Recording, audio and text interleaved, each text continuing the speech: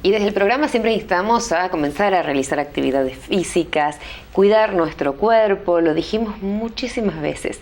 ¿Qué pasa cuando nos lanzamos efectivamente a hacer actividades físicas de estilo maratón? Empezamos a lograr que nuestro cuerpo responda, pero muchas veces no evaluamos las consecuencias, si es que realmente estamos preparados para esta actividad o cómo nos tenemos que preparar para que no impacte negativamente. Y estoy hablando que en lo peor o en el peor resultado puede ser, por ejemplo, desencadenar muerte súbita.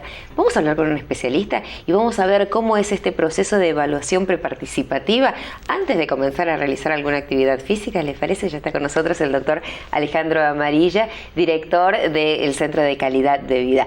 Doctor, bienvenido. Gracias, Miriam, por estar con vos nuevamente. Un placer. Realmente el tema que trajiste hoy me parece que es un tema muy importante y un tema de permanente actualidad. Hasta hace unos pocos días, digamos, hubo un caso de muerte súbita por el cual me consultaron en varios medios, digamos, de una chiquita de 12 años en Bellavista que murió súbitamente en una clase de actividad física. Y esto es una cosa que conmueve, ¿sí? A las personas cuando pasan estas cosas, y muchas veces escuchamos en los medios, como el caso del chico de Boca Unidos, que falleció también en un partido de fútbol del Atlético Paranaense, digamos, ¿sí? Y entonces viene a la mente decir, bueno, pero ¿se pudo haber prevenido esto? ¿Realmente uno ¿Y estamos puede? hablando de deportistas o estamos hablando de niños jóvenes? Exacto. Decís, ¿qué pasó? De personas aparentemente sanas, porque de eso se trata justamente. O sea, aparente estado de salud. Gente que está, como dijiste al principio de la nota, corriendo una maratón, ¿sí? De hecho, todos los años en las maratones grandes, Nueva York, Buenos Aires y demás, eventos hay, ¿sí? Y de hecho, en muchas de esas maratones ya se están pidiendo obligatoriamente los certificados de aptitud física y no solamente el caso de los deslindes. Pero te cuento que existen muchas competencias porque cada vez, gracias a Dios, hay muchos eventos deportivos y eso está bien, digamos, porque eso estimula a las personas. Usted es maratonista. Yo hago ciclismo de mountain bike, y realmente es algo que me apasiona, me gusta y nos genera un poco de adicción a esta actividad. Y ahora te voy a explicar por qué pasa esto. Por favor. Pero volviendo al tema de cómo prevenir la muerte súbita. La muerte súbita es un evento que ocurre en una persona que está en aparente estado de salud, que está sana y que sucede en el transcurso de la hora y hasta las primeras 24 horas después de haber aparecido síntomas, ¿sí? O sea que no solamente puede ocurrir en el momento de estar haciendo actividad física, sino puede ser las horas posteriores que ha terminado. De hecho, mucha gente muere después de la competencia. Cuando está recibiendo el premio, cuando sube al podio, de hecho, ahí mucha gente tiene la muerte súbita ahí. ¿Y por qué se produce? Y para echar un poco de luz, digamos, a esto de la nebulosa de cuáles son las posibles causas de muerte, en el mundo se han realmente reunido las asociaciones científicas y nosotros hace poco hemos tenido una reunión entre lo que es la Federación Argentina de Cardiología, la Sociedad Argentina de Cardiología y la Sociedad de Medicina del Deporte para sentar las bases de cuál es la adecuada evaluación del deportista preparticipativo según lo que tenga o lo que no tenga. Y hay y el agua se corta, digamos, en los grupos de edades, ¿sí? Perfecto. Y podemos dividir a dos grupos, aquellos que tienen menos de 35 años y aquellos que tienen más de 35 años. En realidad, hay un gris entre el medio de estas dos áreas donde se mezclan las patologías. Pero los más jóvenes, las personas de muy corta edad hasta alrededor de los 30, 35 años, tendrían la mayor posibilidad de padecer enfermedades congénitas, ¿sí? O enfermedades genéticas, ¿sí? Congénitas o genéticas. Pueden aparecer gente que tenga congénitas, o sea que ya las tienen en el nacimiento y no son detectadas, o genéticas que va a desarrollar en el transcurso de estas edades, como por ejemplo la más común que se ve, que es la miocardiopatía hipertrófica, que es un crecimiento anormal de las paredes del corazón que genera que el músculo cardíaco se desordene, ¿sí? Las fibras musculares se desordenan y puede generar circuitos de arritmia en situación de ejercicio. Y es la causa más frecuente de muerte súbita, por ejemplo, en Estados Unidos. ¿ACV también puede ser? en esa franja etaria? No, en esa franja etaria es muy poco frecuente que haya accidente cerebrovascular, excepto que uno tenga un aneurisma congénito cerebral y se pueda romper. Es muy poco frecuente, muy poco frecuente, ¿sí? Pero en este grupo etario fundamentalmente tiene que ver esto que te digo, la miocardopatía hipertrófica, y también en Europa, el otro lado del mundo, la tasa de muerte súbita en deportistas jóvenes lo tiene lo que se llama la displasia arritmogénica del ventrículo derecho. No como los estadounidenses, probablemente estamos hablando de diferentes tipos de etnias, ¿sí? De cada país, de cada región en realidad del mundo. Y en Europa tenemos la displasia arritmogénica, que es una infiltración grasa del ventrículo derecho que genera circuitos de arritmias y que en situación de ejercicio puede provocar lo más temido, que es la taquicardia ventricular o la fibrilación ventricular, que paran el corazón, que es como que el corazón empezaría a latir desordenadamente cada fibra por su lado y no coordinadamente. Entonces eso genera literalmente una fibrilación. Por eso se llama así, fibrilación, cada fibra late por su lado y se para el corazón.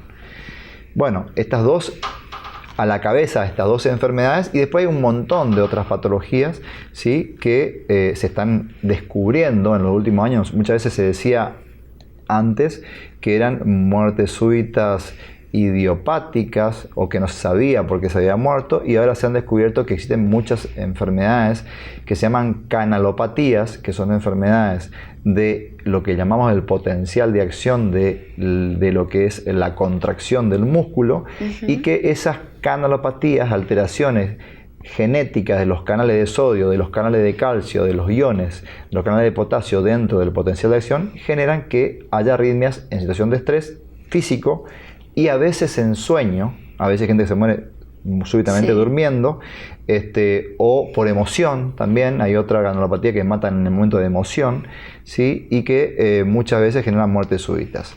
Si uno puede prevenir esto, realmente hay que decir que uno con un examen preparticipativo cardiovascular no va a detectar el 100% de estas patologías, pero algunas que son genéticas, va a detectar un gran porcentaje haciendo en la Argentina lo que se estableció el Comité de Cardiología del Ejercicio, digamos, de la Federación Argentina de Cardiología. Además, como te decía antes, por consenso, es que la evaluación preparticipativa de este grupo de edades tiene que tener un examen cardiovascular exhaustivo, físico, un interrogatorio correcto. Muchas veces el dato está en el antecedente de muerte de un familiar cercano, previo, ¿sí? Porque sabemos que alguien en la familia murió súbitamente, y entonces tenemos que ir a buscar en esa persona la posibilidad de que tenga o no esa patología. También que ha presentado algún síntoma en ejercicio, falta de aire, desmayos, ¿sí? Síncopes y demás, o esas personas que en el examen físico detectamos que tiene un soplo o que tiene una anormalidad. Además del examen físico, se hace un electrocardiograma. El electrocardiograma es un elemento eléctrico, una foto eléctrica del corazón de ese momento, que nos va a permitir ver el tamaño de las cavidades, si hay alteraciones o no, y que en un individuo normal que no hace alto rendimiento deportivo, porque ahora te voy a separar lo que es alto rendimiento, ¿sí? O alta intensidad de deporte, el corazón se presenta como normal, ¿sí? Si uno puede interpretar, el cardiólogo formado puede interpretar este electrocardiograma como normal, estaríamos en condiciones de poder dar el apto físico a esa persona. Si hablamos de que esa persona está haciendo competencia de alto rendimiento, de alta intensidad, con muchas horas de entrenamiento y demás, uno podría ir un poco más allá y hacer en el grupo de edades entre los 16 y 18 años de edad y un poco más arriba, si hay alguna duda, un ecocardiograma, que va a determinar justamente el tamaño de las cavidades, esto que hablamos hoy, y puede diagnosticar una miocardopatía hipertrófica o una displasia arritmogénica. Podría diagnosticar, digamos, un ecocardiograma orientado por el examen y por la sospecha clínica previa, digamos, ¿sí? Y entonces tendríamos la posibilidad de detectar ya este problema, digamos, y de sacar de la competencia a esa persona y hacerle el tratamiento correctamente hecho. De hecho, la mayor experiencia en el mundo de bajar la tasa de muerte súbita la tienen los grupos italianos, la gente del doctor Pellicia en Veneto, en la región de Veneto, en Italia, donde había una tasa muy alta de muerte súbita en deportistas. Por ley, implementaron la formación de cardiólogos en evaluación preparticipativa, y a todos los deportistas por ley le hacían un electrocardiograma. solo con el screen de electro y el examen físico correcto, ellos pudieron detectar muchas personas que padecían este problema, sacarlos de la competencia, tratarlos y bajar la tasa de muerte súbita en muchos puntos. Bajaron muchísimo la tasa de muerte súbita. Cuando comenzábamos la nota yo decía que hay como una moda en este momento, que es la de participar en maratones y carreras pedestres. Y en mi caso, por ejemplo, yo le cuento una experiencia. Fui a cubrir una de esas carreras y me dijeron, ¿participás? No, para nada, yo no corro 2 cuadras. Y me dijeron, pero sumátele de 2,5, si total, porque había 2,5, 5 y 10 kilómetros. Hacela de 2,5, por lo menos tenés la experiencia. Ahora, yo en ese momento dije, no, muchas gracias, estoy como periodista, no estoy preparada para esto. En mi inconsciencia, si yo, por el afán de hacer la nota y demás, hubiese querido tener la experiencia, y me imagino la cabeza de mucha gente que se ve tentada, dice, ay, sí, yo puedo, me voy al gimnasio, entreno. ¿Es conveniente comenzar una actividad de esta manera o se necesita previamente tener una preparación, un entrenamiento y este examen que muchas veces dicen, ay, no, pero irme al médico es todo un tema? Pero estoy previniendo un montón de consecuencias negativas. Ese fue mi análisis. ¿Qué me dice usted, doctor? Sí, bueno, tuviste muy bien decir que no, porque primero estamos hablando que era una competencia, ¿sí? Voy a decir, bueno, es participativa, pero hay una largada, hay una llegada y hay un momento donde voy a competir, entre comillas, aunque sea con la persona que está al lado. Y la competencia siempre al ejercicio le agrega estrés, ¿sí? Perfecto. Segundo, no estabas preparada para eso, no tenés un entrenamiento previo. O sea que desde sufrir una lesión muscular, articular o de cualquier tipo, hasta, ¿por qué no hago cardiovascular? Que no lo sabes que tenés, digamos, ¿sí? O sea que siempre habría que tener una evaluación previa. Y nos faltaba aclarar un puntito en lo que veníamos hablando previamente y que voy a tocar el tema acá dentro de esto, porque en realidad el gran movimiento que estamos viendo hoy de gente que se vuelca a hacer actividad física, este tipo de más, lo tiene el grupo de etarios de más de 35 años. Te diría que están ahí entre los 20 y pico y 30 y 35 años y muchas veces son gente que ha pasado parte de su vida en sedentarismo. Mucha parte de su vida en sedentarismo y que gracias a Dios de está alguna en estado manera se vuelca a hacer actividad física. Está muy bien y no vamos a ir jamás en contra de esto. Yo creo que está perfecto que lo hagan. Ahora, si yo estuve tantos años en sedentarismo, si tuve por ahí sobrepeso, si estuve en contacto con factores de riesgo como el tabaquismo, por ejemplo, o si tengo o me diagnosticaron colesterol elevado o hipertensión o diabetes y me dijeron anda, tratarte esto y hacer actividad física, porque lo vivimos recomendando, digamos, ¿sí? ¿Conviene que vos te vayas a hacer una maratón o a participar de una competencia deportiva?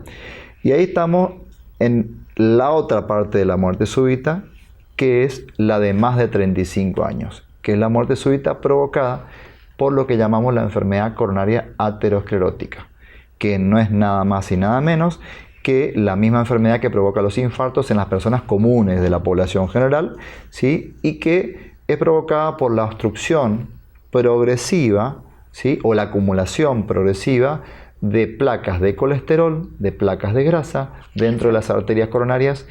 Y uno dice, bueno, pero el ejercicio previene esto. Sí, es cierto, y lo prescribimos para prevenir eso, pero también hay que saber que el ejercicio gatilla esto también. O sea, previene la enfermedad coronaria, pero también gatilla por estrés de rozamiento, shear stress, que es el estrés que hace la sangre cuando pasa por la placa ateromatosa inestable y la fractura y la rompe. Uno puede decir, bueno, pero cualquier situación de estrés de la vida cotidiana lo puede hacer. Sí, pero una competencia, un evento competitivo, deportivo, donde uno va a exigirse, aunque no vaya a ser podio, donde uno va a exigirse, tengo que estar lo más seguro de que no tengo la posibilidad de desencadenar una muerte súbita provocada por un evento coronario, por una trombosis coronaria, producto de que el mismo ejercicio me rompió una placa que yo no sabía que tenía y que creía que estaba recontra sano, pero resulta que retrospectivamente, y si me salvé de ese evento, puedo investigar y ver cuáles son los factores de riesgo. Y resulta que en la familia tenía antecedentes coronarios, porque mis padres tenían antecedentes de angina o de infarto, que tenía el colesterol un poco elevado, que había sido que tenía algo de hipertensión arterial, ¿sí? Y que todo este tiempo de sedentarismo de mi vida, donde además en la época de la facultad fumé o cosas así, me generó el desarrollo de esta enfermedad y yo no sabía que estaba. Y era silencioso. Silencioso. Y estaba físicamente bien y me venía entrenando para esto, porque además me uní a un grupo que corren todos los días o gente que pedalea. Me compré una bici que está muy de moda ahora, está muy bien, y entonces salgo a pedalear en la bicicleta y de repente veo que hay gente que anda más rápido, pero a mí me da el cuero, me da como para hacer eso y me uno al grupo y voy con ellos. Pero ¿qué pasa? Y después viene una competencia. Me voy a la competencia. En el Chaco, hace un par de años atrás, hubo una competencia del circuito chaqueño de mountain bike, sí, donde un papá fue a acompañar a su hijo que participaba en la competencia en ciclismo y participó en la categoría que le correspondía al padre, 45 años en adelante. El chico competía en la de 20 y pico, y resulta que el papá tuvo una muerte súbita en la competencia.